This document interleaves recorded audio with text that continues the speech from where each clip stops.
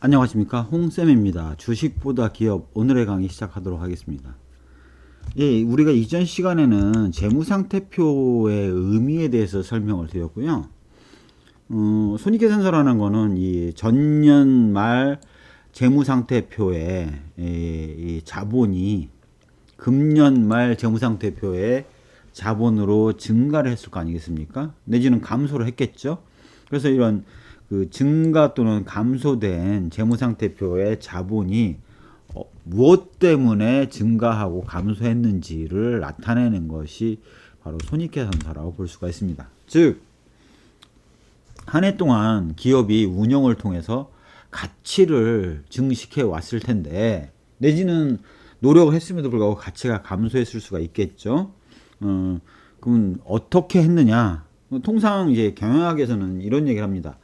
Man, Money, Material을 투입을 해서 우리가 가치를 창출하는 것이 기업의 그 경영이다라고 얘기를 하거든요. 자, 그러면 우리가 그러한 Man, Money, Material을 투입을 해서 얼마를 투입을 해서 가치를 얼마를 창출했느냐? 이런 것 재료를까지를 투입을 해서 제품을 생산을 하고 생산한 제품을 판매를 하여 판매를 하게 되면서 자금 회수를 하게 되면 이제 그 판매에 따른 가치를 창출한 게 아니겠습니까? 자금 회수가 안 된 상태일 수도 물론 있죠. 그래서 언젠가는 받을 거기 때문에 그걸 받았다라는 가정하에서 봤을 때 창출한 가치는 그 손익계산서상의 당기순이익으로 나타난다라고 보실 수가 있습니다. 즉 우리가 얘기하는 이런 것들에 대한 정보를 손익계산서가 설명을 해주고 있다는 거죠. 맨에 대한 정보는 어디 들어가 있느냐? 매출, 원가, 판관비의 세부 내역에 보면 인건비라고 되어 있는데, 인건비는 주로 급여, 퇴직급여, 복리후생비 같은 형태로 들어가 있는 경우가 일반적입니다. 그 다음에 돈을 쓴 거에 대한 기회비용이 있는데요. 바로 우리가 남의 돈을 썼으면 거기에 대해서 차입금에 대해서 이자를 지불을 하지 않습니까? 돈을 조달한 거에 대한 비용은 이자 비용이고, 이자 비용을 지불하는 것들은 바로 금융 비용 내지는 금융 수익에서 그 이자 수익을 획득한 거, 이런 것들이 나올 텐데, 이런 것들이 바로 머니의 투입에 따른 비용이다라고 보실 수가 있겠죠. 그 다음에 머티리얼, 바로 재료비를 투입을 한 것인데요. 이런 것들은 주로 이제 매출 원가의 안에 재료비 항목으로 들어가 있는 경우가 많습니다. 이건 재료비 말고도 좀 더 자세히 설명을 드리면 원재료, 부재료, 제공품, 이런 것들이 바로 이런 재료비의 항목에 해당되는 거고요. 그런 것들을 투입한 결과 얼마가 투입이 됐다라는 것들은 바로 매출 원가 항목에 재료비 항목으로 들어가 있다고 볼 수 있습니다. 결국 제품을 생산하게 되면 그 제품을 생산하기 위해서 얼마의 원가가 들어갔느냐를 계산한 것이 매출 원가가 되겠고요. 주로 여기 매출 원가에 기재되는 항목들은 쉽게 생각하시면, 그렇게 되시면 생각하시면 될 것 같아요. 예를 들어서 LG화학의 공장이다. 그러면 지방에 공장이 있고 본사의 관리와 판매 조직이 있을 거 아니겠습니까?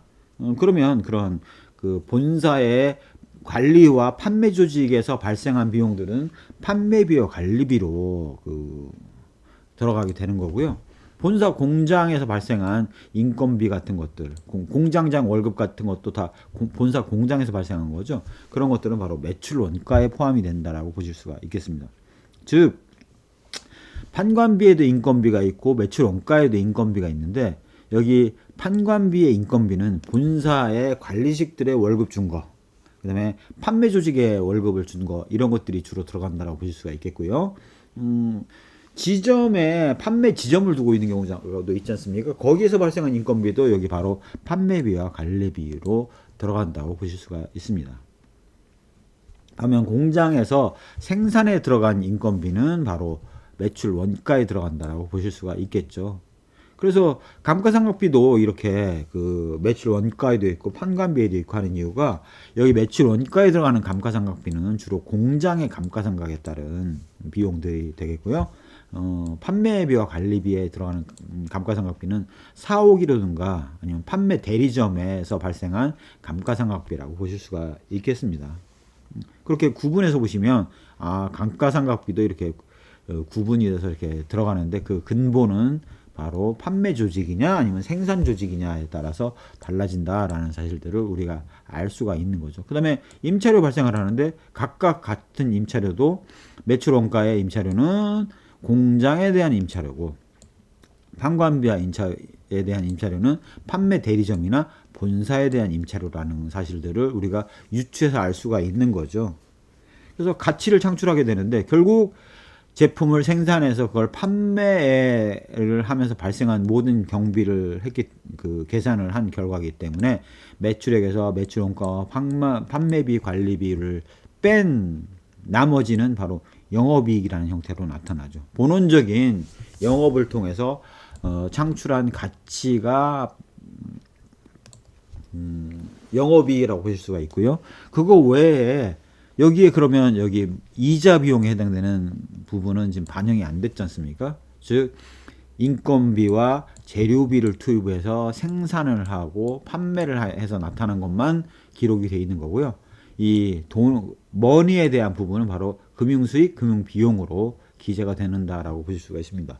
우리가 통상 기업의 실적을 예상을 할 때는 이렇게 영업이익을 중심으로 예측하는 경우가 많아요. 왜냐하면 이런 생산에 따른 판매를 하게 되면 적정 수준의 그 매출액에 따라서 영업이익률이 나타나는 경우가 있고 그거는 많이 바뀌지 않기 때문에 또 내년 매출을 예상을 할 수 있다라면 거기에 따라서 영업이익을 예측하는 것이 어렵지 않기 때문에 영업이익은 예측 가능성이 높아서 여기를 예측을 하게 되고요.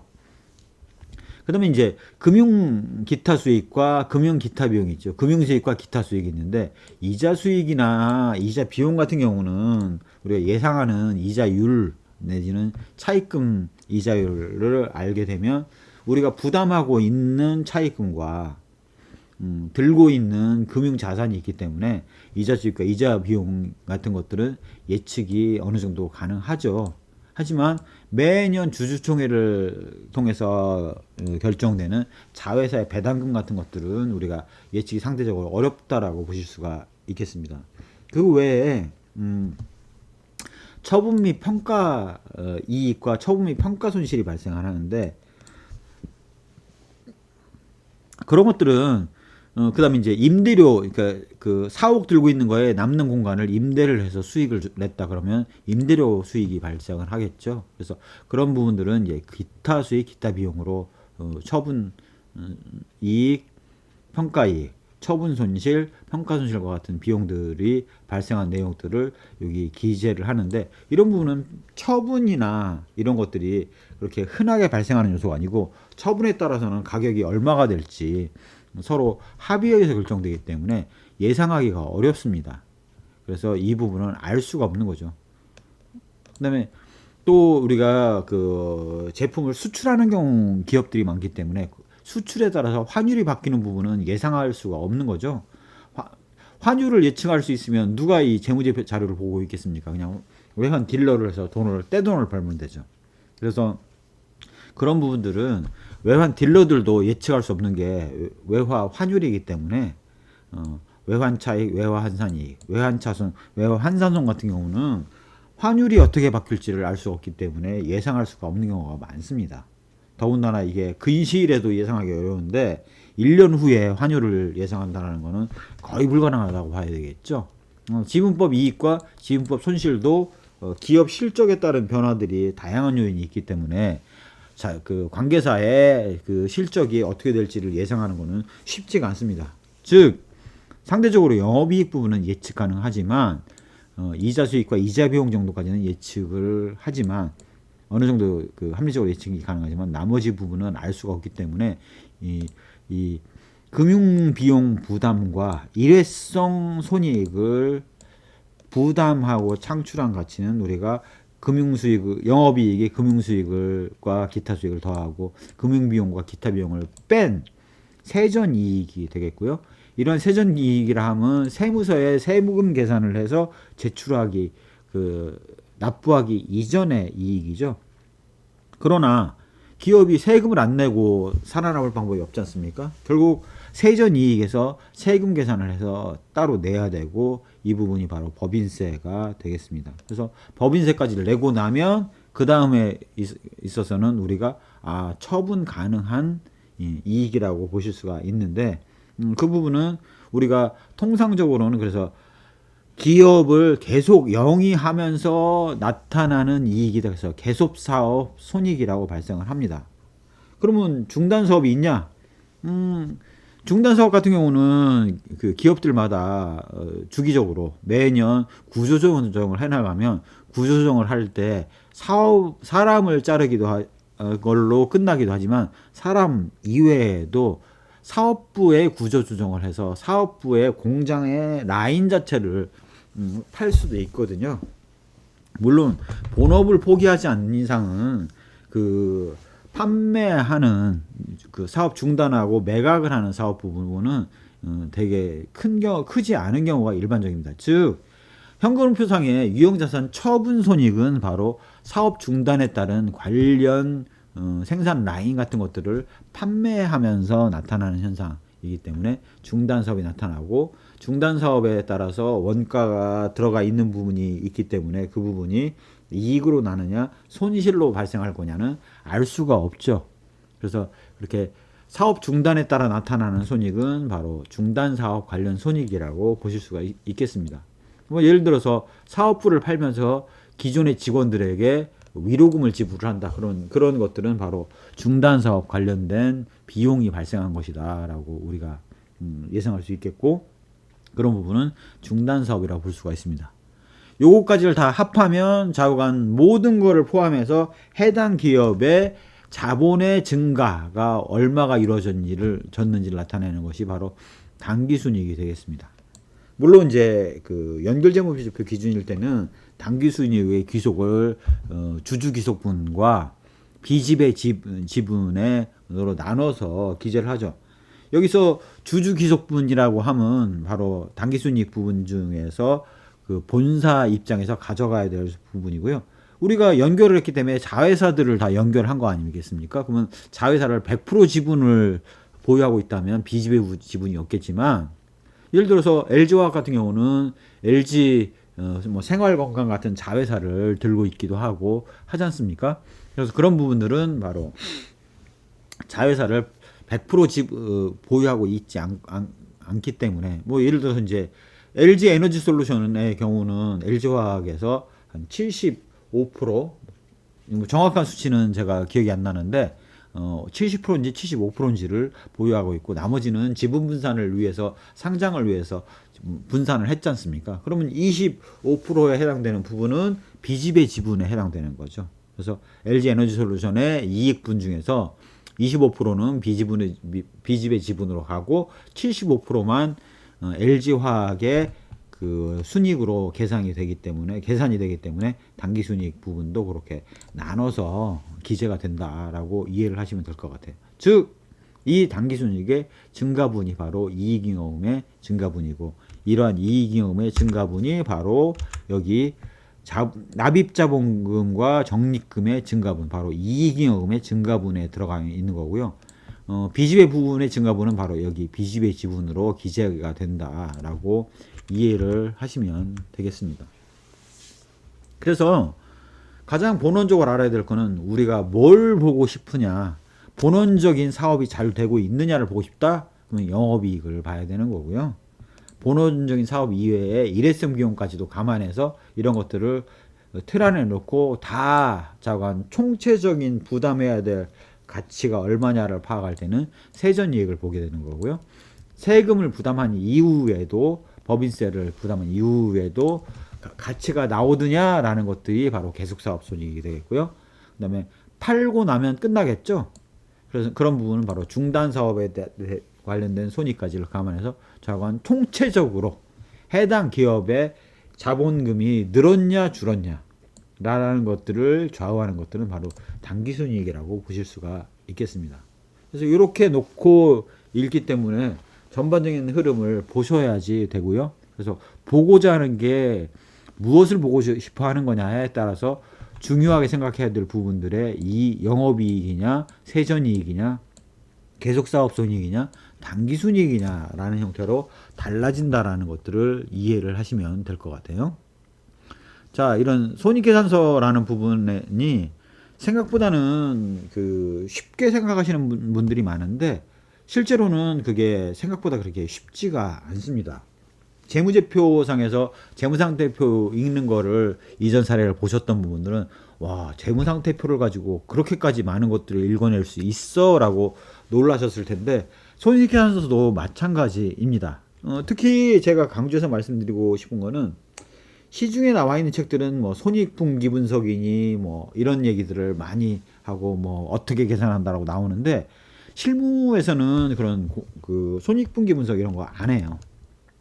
왜냐면 영업이익이라는 것들을 통해서 자관 영업을 통해서 이익이 나느냐 손실이 발생하느냐, 영업에서 적자가 난다 하면 얘는 앞으로 버티기 쉽지 않다라는, 그다음에 영업이익이 흑자전환을 해서 돈을 벌고 있다 그러면 얘는 본원적인 사업에서 돈을 벌고 있구나라는 것들을 알기가 쉽기 때문에 영업이익을 중요하게 생각을 하지, 그 밑에 나오는 뭐 손익분기 분석에 따른 공원이익 이런 부분들은 일단은 제가 예전에 공부할 때는 배웠지만 지금은 관심도 없고 보질 않기 때문에 보지를 않아요, 아예.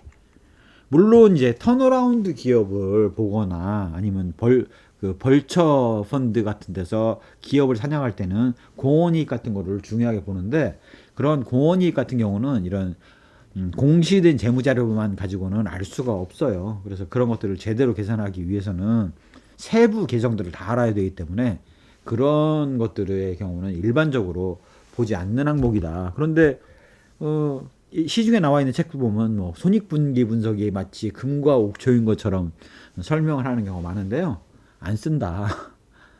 차라리 그거 볼 바에는 영업이익이 플러스냐 마이너스냐, 과거 5개년간의 영업이익에 이 증가하는 추세냐 감소하는 추세냐 아니면 왔다 갔다 하는 추세냐, 턴어라운드를 했냐, 이런 것들을 중요하게 보지 공원이익을 본다든가 뭐 이런 손익분기 분석 같은 경우는 책에만 있다, 실제는 아무도 안 본다 라고 말씀드릴 수가 있을 것 같아요. 자, 그러면 실제 손익계산서를 살펴보는 것들을 그 사례를 들어서 보여드리면 이렇게 손익계산서가 나와 있는데 제가 자료를 업데이트를 안 했습니다. 제가 이미 예전에도 재무제표 읽는 법을 보여드리면서 그때도 일부러 과거 자료를 쓴다라고 말씀을 드렸죠. 왜냐하면 제가 분석하는 것들은 종목을 추천하는 게 목적이 아니라 분석하는 기법을 알려드리는 게 목적이기 때문에 최근 자료를 업데이트할 이유가 별로 없고요. 그 다음에 이러한 것들을 오래 곱씹어서 읽어봐야지 재무자료에 그 이면이 보이는 경우가 많습니다. 이미 기업의 재무상태표, 기업의 활동의 결과가 화폐의 기록으로서 이 재무상태표나 손익계산서에 나타난다라고 말씀을 드렸지 않습니까?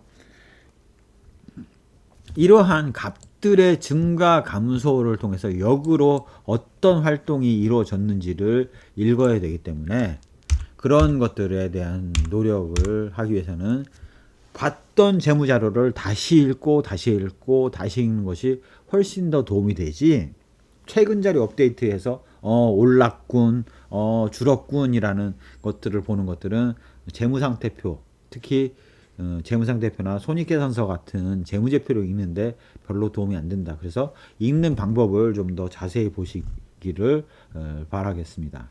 여기 보면 매출액이 특히 이런 시계열로 보는데요, 제가 이제 엑셀로 만들어 놓은 것들은 5개년 정도를 이미 보고 있어요. 여기 보시면 5개년 정도의 재무자료가 이렇게 다 들어가, 5개년, 6개년 이상을 다 과거 자료를 다 입력을 하고 있거든요. 그래서 이 추이를 보면서 그 흐름을 보는 거죠.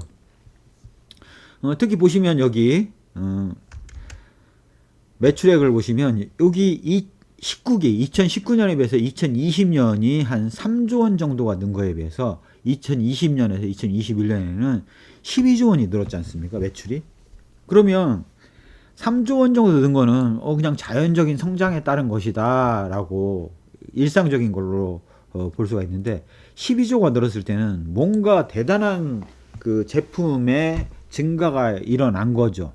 즉 이렇게 12조가 늘 수 있을 때는 누군가 자회사를 사서 연결 대상으로 새로 편입이 됐거나 그랬다면 재무상태표상에 자본금이 늘었겠죠. 그래서 그런 걸 봤을 때 보시면 자본금이 안 늘었지 않습니까? 자본금이 늘지 않았어요. 자본잉여금도 늘지 않았고 변화가 별로 없죠. 여기 그때 자본잉여금이 늘은 걸로 봐서 이거는 과거에 자기 보유 주식을 갖고 있던 걸 일부 팔아서 이런 현상이 나타났을 것이다 라고 이미 설명드린 바 있죠. 납입자금이 바뀌지 않았습니다. 그럼 연결 대상이 별반 달라지지 않았다라는 사실을 알 수 있고, 즉 요거는 그렇게 되면은 어느 사업 분과에서는 대박이 나는 게 있다라는 사실을 우리가 유추해 볼 수 있는 거죠. 자, 그러면 매출액이 급증을 했는데 매출액이 늘면서 영업이익이 별로 안 늘었다. 그러면 이 매출액이 는 거는 덤핑을 해가지고 판매 수량만 늘었다라고 볼 수가 있겠죠. 하지만 영업이익의 규모가 8천억에서 1조 8천억으로 늘어서 이것도 많이 늘었지만 여기서 5조 원으로 늘었기 때문에 12조 는 것이 영업이익의 증가로도 꽤 많이 늘었구나. 즉 이 12조 원의 매출액이 는 부분은 수익성도 양호한 편이었구나 라는 사실들을 우리가 알 수가 있습니다. 즉 매출액이 는 거에 비해서 영업이익이 는 것이 과연 수익성이 저하되면서 늘었냐 아니면 늘면서 늘었냐를 보기 위해서는 이렇게 숫자를 봐야 되죠. 영업이익 증가율이 보시면 3%, 6%, 11.8%로 늘었다는 겁니다. 그러면 이 얘기로 알 수 있는 거는 12조 매출이 는 거에서 누군가의 그 수익성이 엄청나게 높은 부분이 개선이 되면서 늘어났다라는 사실들을 알 수가 있죠. 영업이익이. 그래서 그러면 뭔가 투자했던 부분이 결실을 맺고 있구나라는 사실들을 우리가 영업이익에서 알 수가 있습니다. 자, 그런데 당기순이익이 있는 정도가 아니라 영업이익에서 이렇게 급증을 했기 때문에 이 부분은 상당히 예측 가능한 범위 내에서 적어도 2022년에 42조 매출에서 많이 떨어지기는 쉽지 않다. 영업이익도 5조 원 난 거에서 많이 떨어지기는 쉽지 않다. 그래서 이게 뭔가 그 회사가 점프를 해서 레벨업을 했구나 라는 사실들을 우리가 알 수 있다는 거죠. 그 다음에 금융수익, 금융비용 나갔고 지분법 손익, 기타 영업외 수익, 기타 영업외 비용을 하면 법인세 차감전 순이익이 났는데 일단 법인세 차감전 순이익이 급증을 했습니다. 그런데 금융비용은 늘었다가 오히려 금융비용은 왕창 늘었다가 좀 덜 늘었죠. 그러면 이때 우리가 이 금융비용 는 걸 보고 예측할 수 있는 거는 2019년이나 이런 때 돈을 차익 조달을 해갖고 돈을 왕창 투자를 해서 그게 실적으로 지금 12조가 매출이 늘어나는 실적 증가로 나타나는 게 아닐까라는 것들을 유추해 볼 수 있습니다. 그러면 금융비용이 이렇게 급증한 사실들이 설명이 되죠. 뭔가 사업부에 생산 라인에 투자를 하면서 차입 조달을 했고 그 차입된 조달로 인해서 금융비용이 급증을 했고 이제는 성과가 나면서 차입금을 갚아나가는 구조이다 보니 금융비용이 감소를 했구나라는 사실들을 우리가 유추해 볼 수 있어요. 그래서 그게 맞는지를 확인해 보기 위해서는 이 재무상태표의 차입금의 증가를 봐야 되는데 여기서 7조에서 8조 늘었다가 지금 11조 원이 늘어서 차입금 조달이 늘고 지금도 여전히 투자를 통해서 유형자산 투자를 늘려나가고 있구나라는 사실들을 알 수 있죠. 18조에서 20조까지 2조 원이 늘었고 20조에서 24조까지 4조 원이 늘었으니까 차입 조달을 하고 영업에서 번 돈을 갖고 투자에 올인을 하고 있어서 지금 많이 늘고 있다라는 사실들을 알 수가 있고, 이 부분은 차입금이 늘은 거에 비해서 금융비용은 줄었지 않습니까? 그래서 그런 걸로 봤을 때는 오히려 금융기관에 대한 신인도가 좋아졌구나 라고 우리가 유추를 할 수 있는 겁니다. 지분법 손익에서 지분법 손실이 발생을 했죠. 그러면 자회사 그 지분법 관련된 그 관계사의 수익성은 악화됐다라는 것들을 우리가 예상해 볼 수가 있겠습니다. 그래서 결국 단기 순이익, 계속 사업 손익을 보면 4천억에서 5,800억, 거기서 3조 6천억까지 급증을 했기 때문에 와, 이거는 진짜 레벨업을 했구나라는 사실들을 우리가 유추해서 손익계산서를 보고도 알 수가 있습니다. 중단사업 영업손실 손익을 보면 중단사업에 대해서 손실이 발생을 했는데, 이거는 소규모 사업 부분에 그 지속적인 구조조정을 통해서 비용이 나갔고, 그 다음에 20기에 있어서는 그 사업 부분의 판매를 통해서 그 구조조정을 통해서 이익이 발생을 했고, 2021년에는 그 판매 사업의 구조조정에서 이익이 더 증가했음을 알 수가 있습니다. 그래서 전반적으로 그 이익의 증분, 이익 영업의 증가에 해당되는 것들은 3,700억에서 6,800억으로 왕창 늘었는데, 여기에서 3조 9천억으로 왕창 늘면서 주주의 부에 해당되는 자본금이 급증했다는 사실들을 알 수가 있습니다. 보시면 이익 영업이 14조에서 15조까지 한 1조 원 정도, 1조 원이 안 되게 늘었죠. 바로 당기순이익 늘어난 것만큼 늘어난 겁니다. 그 다음에 15조에서 18조까지 3조 원이 늘어났죠. 바로 여기 당기순이익이 는 거. 그러면 모자란 부분, 그 덜 늘은 부분은 뭐 했었냐? 배당했겠죠. 그런 식으로 우리가 구분해 볼 수가 있습니다. 그 다음에 이 당기순이익은 귀속이 되는데 바로 LG화학 고유의 소유주에게 귀속되는 지분이고요. 비지배 부분은 말씀드린 대로 LG화학이 LG 에너지솔루션을 갖고 있는데 100% 들고 있는 게 아니라 75%만 들고 있지 않습니까?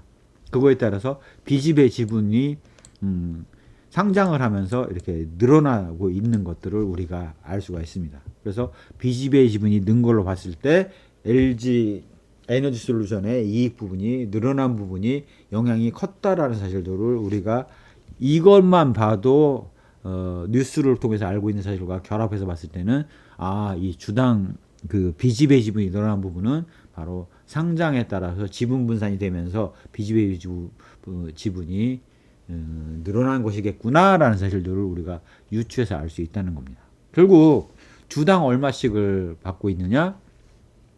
4,000원에서 6,000원, 47,000원으로 확 증가를 했으니까 이러한 부분이 반영된다면 주가가 그 레벨업을 해서 올랐어야 되는 거죠.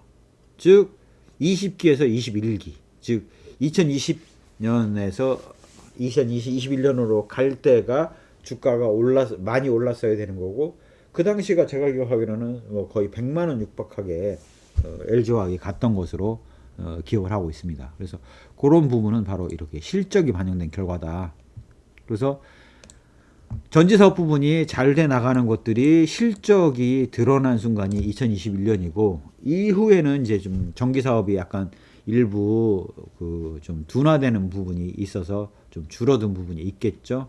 그래서 그런 부분들을 확인하기 위해서는 바로 영업이익률 추이를 봐야 되는데 2021년까지는 자관 수익성이 개선이 됐었다라는 사실들을 알 수가 있겠습니다. 그래서 이런 손익계산서의 내용을 볼 때 만약에 매출이 늘었는데 영업이익이 오히려 줄었다 그랬을 때는 우리가 뭘 생각할 수가 있냐면, 물건이 안 팔리니 덤핑을 쳐가지고 매출은 소폭 늘었는데 손익계산서 상에 그 매출은 소폭 늘었는데 오히려 영업이익은 줄었구나, 이런 사실들 알 수 있지 않습니까? 그런데 여기서 매출 는 거 이상의 그 수익성이 개선이 됐기 때문에 이걸 보면서 이것이 덤핑에 의해서 매출이 는 건 아니다라는 사실들을 우리가 이렇게 명확하게 알 수 있다라는 거죠. 그래서 숫자로 볼 때 안 보이던 부분, 점프를 왜 했을까? 여기 급증을 한 부분은 왜 급증을 했을까라는 것들을 보기 위해서는 바로 이렇게 비율을 내서 보시면 이런 의미들이 나온다는 거죠. ROE가 이렇게 급증을 했기 때문에 이런 부분이 된다라면 이때 주가도 많이 올랐으리라고 우리가 유추를 할 수가 있는 겁니다. 자, 이렇게 손익계산서를 보면 의미가 좀 달리 보이죠. 숫자만 가가지고 보이지 않던 게 이렇게 의미가 보입니다. 그 다음에 이 숫자를 제가 지금 읽는 거를 보셨다시피 세부적으로 읽지 않죠. 얘는 27조에서 30조까지 한 3조 원 정도가 매출이 늘었네. 3조 원 정도 는 거에 비해서 여기 2021년은 12조가 늘었네 하고 큰 흐름을 보는 거예요. 그래서 영업이익률을 냈더니 약 그 2021년에는 11%까지 올랐으니까 과거 영업이익률 3%, 6% 이때는 얘는 성장성에 고민이 되는구나 라고 봤었는데 이제는 정상화돼서 수익성이 개선되고 있다는 사실들이 보인다라는 거죠. 그래서 그런 전체적인 흐름을 보셔야 되고, 그래서 얘는 영업이라는 정상적인 영업 활동을 통해서 얼마 정도를 앞으로 그러면 그 영업이익을 내는 회사라고 볼 수 있냐면 최소한 5조 원 정도는 나오겠네. 만약에 5조 원이 못 나오는 경우가 있다면 얘는 시클리컬의 가능성이 있는지라는 것들을 재점검을 해야 된다는 사실들을 알 수가 있습니다. 그다음에 당기순이익의 증가라는 부분이 영업이익의 증가 부분에 3조 원 는 거에 비해 3조 2천억 정도가 늘었죠. 에 비해서 더 늘었다라는 사실들을 알 수가 있는 겁니다. 그래서 그런 부분들을 왜 그러면 더 늘었는지라는 것들을 보실 때는 바로 법인세 차감전 순이익이 늘었는데 어느 부분이 늘었느냐? 기타 영업 외 수익, 기타 영업 외 비용에서 금융 비용이 많이 줄면서 그 당기순이익이 더 늘었지 않습니까? 그래서 그런 부분들에 있어서는 바로 이자 비용의 그러니까 차입 금리가 줄어든 게 원인일 것 같다라는 사실들을 우리가 예상해 볼 수가 있겠죠. 그런 부분들이 맞는지를 보려면 그 감사보고서의 주석상을 확인해 보시면 될 것 같습니다. 이렇게 손익계산서를 읽게 되고요. 이렇게 읽었을 때는 그렇게 숫자만 가지고 읽는 것보다는 전체 흐름을 쫙 그 골격을 보시면서 그 이면의 숫자의 이면을 보시는 것이 바로 손익계산서와 재무상태표를 보시는 방법이지, 숫자 42조 원 그래서 영업이익 얼마 퍼 얼마 곱하면 얼마라는 단순 계산으로 해서 주가를 계산하는 부분은 대단히 무리가 있다. 본질을 지금 못 보고, 그러면 우리가 이렇게 읽고 나면 앞으로도 LG화학은 여기 그 영업이익이 5조 원 정도에서 크게 떨어지지 1조 8천억 이렇게 떨어지지는 않는다 라는 사실들을 우리가 예상을 충분히 할 수가 있겠죠. 그래서 그럼 본질을 보는 연습을 하셔야 된다라는 얘기를 다시 한번 강조해서 설명을 드립니다.